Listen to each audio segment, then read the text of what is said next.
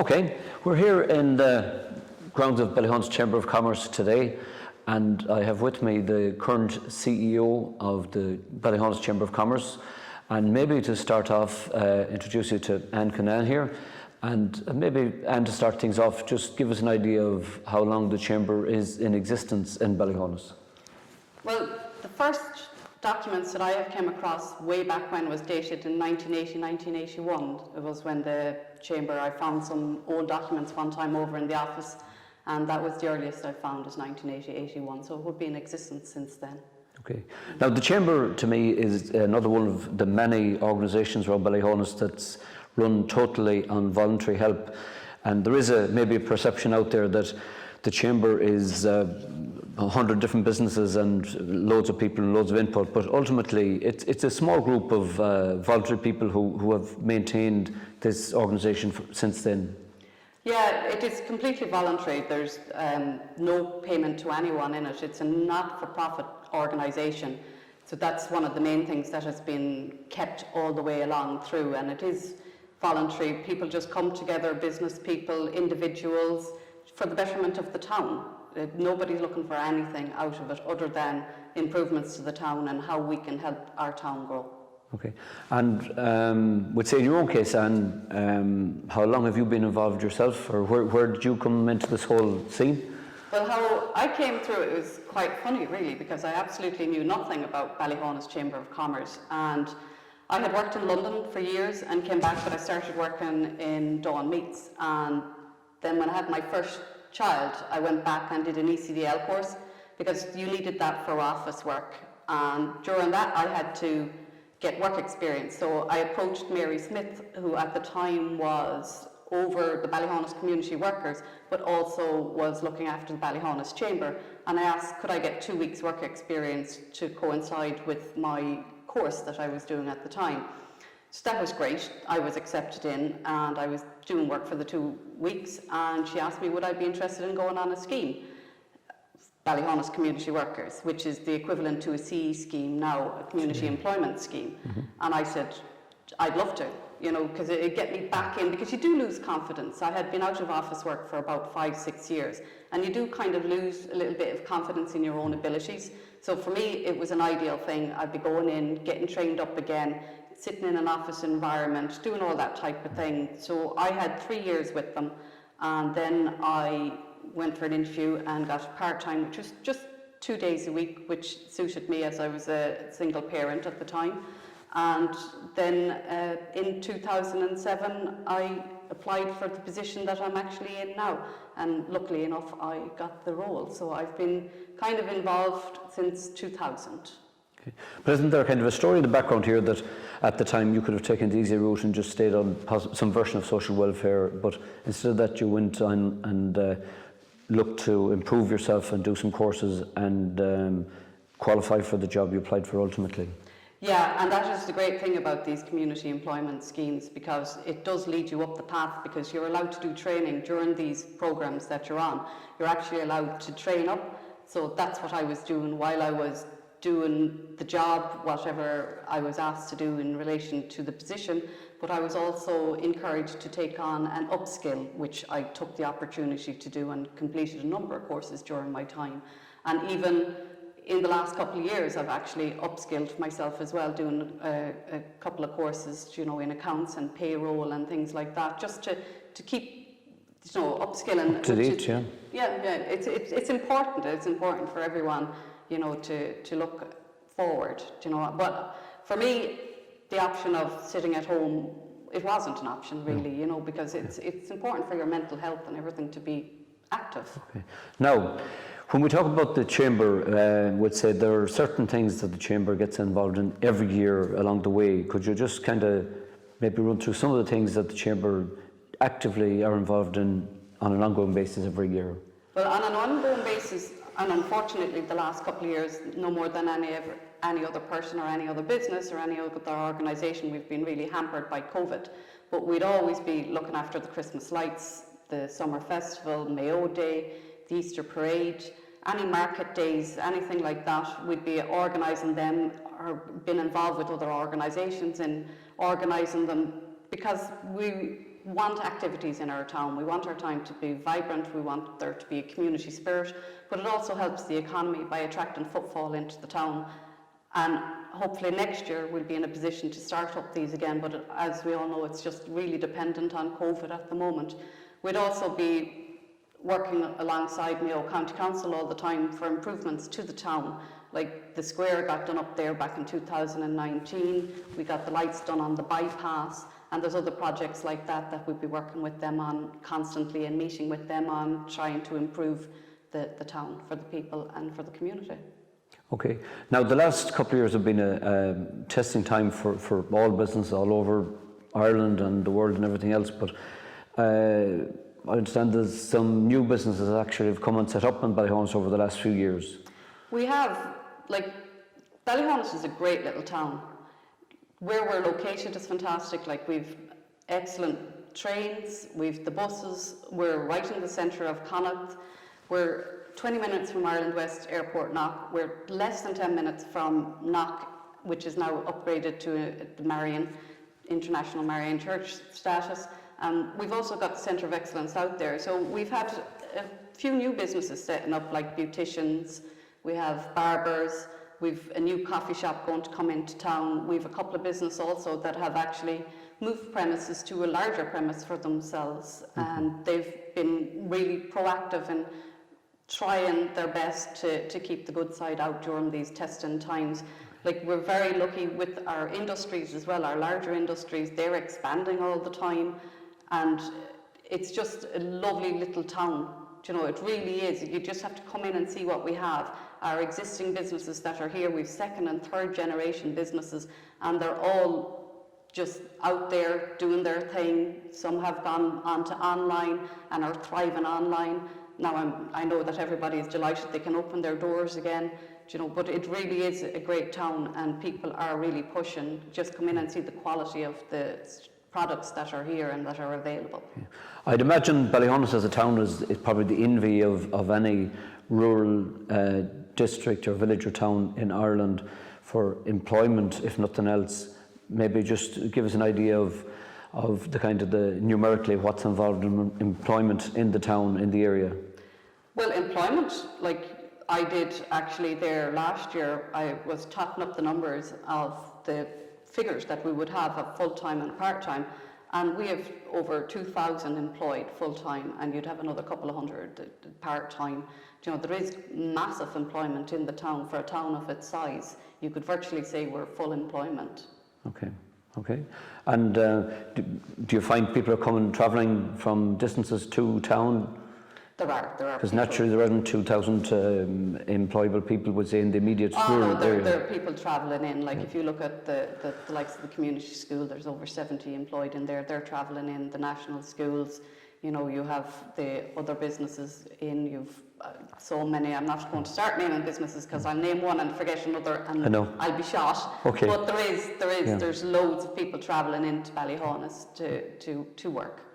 Chamber again wise, what is the Chamber, what's the plan at the minute? Is there anything in the pipeline at the minute that the Chamber is working on now for the future, immediate future, long distance future? Yeah, the projects that we work on, aside from what we do every year, trying to run events and things like that, is we're always, as I said, working in close contact with Mayo County Council. And one of the big things that we are pushing now is we all know that the old National School is derelict and has been for years and is under the care of Mayo County Council. So that's a big project. We got granted 168,000 to do a feasibility study and to get the plans ready for the next phase of funding that we have to apply for. And that would be a digital hub, new library, a whole public realm. The feasibility study is going to look at getting a bridge to cross over from the old National School into what we call the swimming pool car park, and looking at putting kind of like an indoor-outdoor cover on the swimming pool and looking at ways of heating up the swimming pool as well. So we'd be working on that with Mayo County Council. We work closely with them. We'd also be hoping to open up an Upper Main Street, a kind of a one-stop information tourist office, because there is a lot of new people coming to town all the time, and they don't know where to find anything, where to go, who to contact. So we're going to have a little office based up on Upper Main Street with the help of Mayo County Council, of course. They're going to lease us an office up there that hasn't been used, and we'd be working on that. We've also, along with other organisations and with Bacon and with Knock, put into the National Development Plan for the draft National Development Plan for an active corridor which would link Ballyhaunis to the Centre of Excellence and on to Knock, which would be a walking, cycling all the way through, and it could also double up as a Camino walk as well.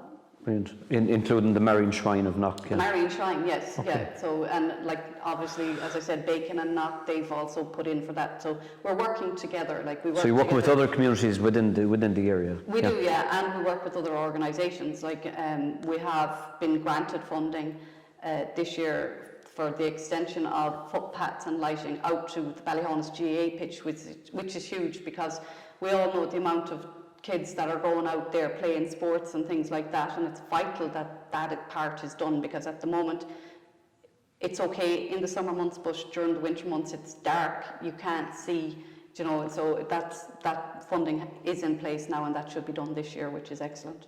Okay. Now, during this project that we're at the moment, this video series, we're kind of talking about everything we have, and we have quite a lot in Ballyhaunis. But if you were to take one single thing today, if there was anybody watching out there that had a heap of money in their pocket or just wanted to develop something, if you were to pick one thing that Ballyhaunis is crying out for that it doesn't have now, is there any particular one thing that you would put your finger on?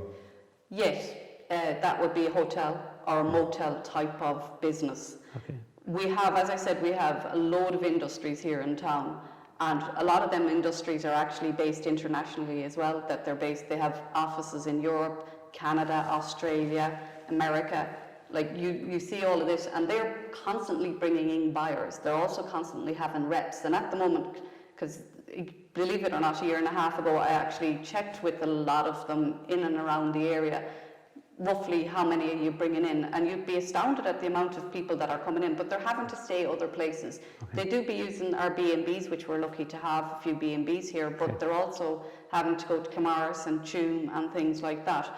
So if we had a hotel or motel type that could also hold functions, because we don't have any place at the moment that can hold functions, that would be absolutely brilliant for the town, and that's what we would be crying out for, is a hotel motel business here. And it would work. I'd be 100% convinced that it would work in town, because there is so much going on, and there's so much industries, and there's so much people are always looking to host events, and we have to go outside of the town. Okay. Now, and I suppose you're operating in the chamber office here. If somebody out there has a plan or an idea, can they come into you and talk about it? But if somebody has an idea for business, maybe they haven't got a venue, maybe they have a venue but they just don't know what to put in it, can they come in and have a chat with you anytime? Oh God, yeah. The door is always open. That's one thing about our office, is the door is always open. If I don't know, or if we don't know, we'll find out. We'll find out the information, or we'll find out who you need to speak to. But the door is always open to anyone, and I think a lot of people know that, because we get asked some daft things, believe me. I got one time that a couple sent to me looking for a death certificate. Now, we obviously don't do death certificates, but I was able to point them in the right direction, and any question, no matter what, or anything, if I can help with, or the girls can help with, or even yourself, Martin, you've been involved with the Chamber a long time, that if any one of the members can help with, or we can put you in touch with somebody, we will do. But there's lots of assistance out there now as well through county enterprise boards and sources like that. You'd be able to probably source information from that might help them. Yeah, the Mayo Local Enterprise Office is massive now for business. That's kind of where we point people to, because they actually hold training. If you want to set up your own business, they'll talk you through a business plan. They'll also put you on courses. And it's like, at the moment everything's online, but there is help out there. So if anyone is looking to set up a business, don't be afraid. Nothing's out of the question. Just come and talk to people. Just not death certs. Not desserts, no, I can't help you with that now. But I can tell you where you can get them. Okay. And I suppose the other thing to round things off is that you're, what's the word I'm looking for, visible on social media. The Chamber is visible on social media. Just in what forms? How can people? Well, we have our own Ballyhaunis Chamber Facebook page, but there's Ballyhaunis Life, there's Ballyhaunis Shoppers Guide and promotions. You know, we have farmers markets. Some of them are kind of quiet at the moment because of the fact that there's nothing happening events-wise and things like that, but we would be on social media. And it's like the Ballyhaunis Life is just kind of, the way that came about was, like, people were looking for work, people were looking for different things, so I started posting up jobs or anything that the sporting organisations are doing.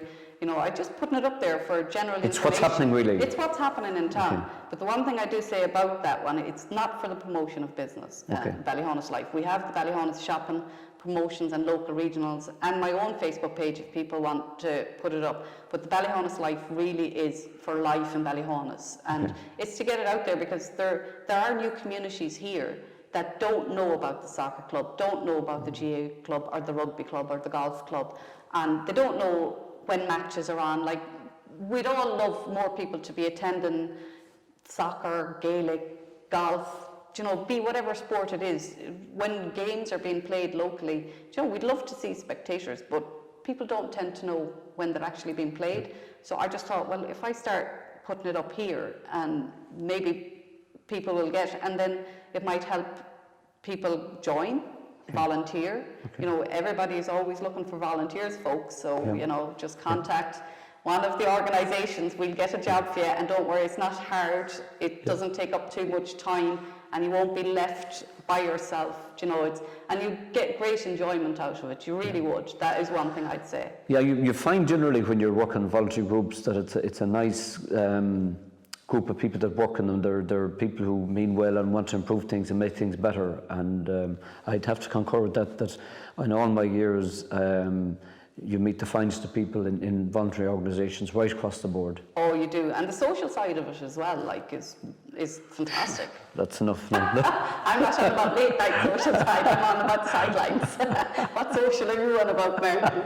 But no, it is great, the social side of it, and it's just like you get to meet people from different walks of life as well, you know, that you mightn't see or just pass, say hello, how are you on the street, but you're actually meeting them up there and you're getting to know people, and you know, it is, and it's just great, and it's lovely to see, and it's lovely to help out the younger people as well, you know. And as I said, you won't be left doing it by yourself. There's always people there, like, you know.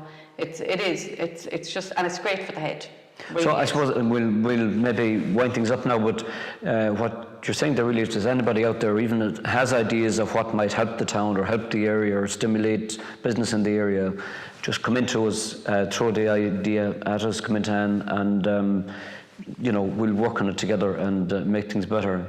So look at Anne, thanks for taking time out to talk to us today, and I hope people enjoy the presentation and the rest of the videos we'll have for you. So thank you very much. Okay, thank you. Thanks, Martin and Adam. Thank you very much.